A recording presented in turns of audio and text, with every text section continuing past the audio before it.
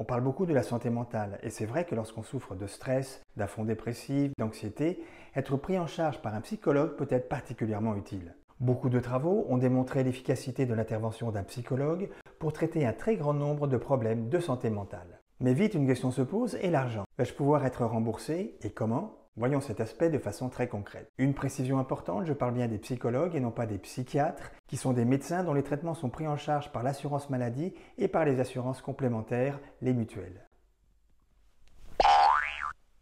Alors comment se faire rembourser d'une consultation assurée par un psychologue? Alors une des premières solutions est de demander à sa mutuelle. Certaines remboursent plus que d'autres un certain nombre de séances chez un psy. Et cela dépend de l'accord du contrat que vous avez passé avec votre mutuelle. Tout ceci s'effectue en dehors du dispositif appelé Mon soutien psy, dont je vais vous parler maintenant. Mon soutien psy est un dispositif mis en place par l'assurance maladie et qui permet chaque année le remboursement au maximum de 12 séances assurées par un psychologue. Ce remboursement se fait à 60% par la Sécu et le reste est pris en charge par l'assurance complémentaire, la mutuelle. Chaque séance est facturée 50 € et le dépassement d'honoraires est interdit. Ce dispositif est ouvert à tous à partir de l'âge de 3 ans.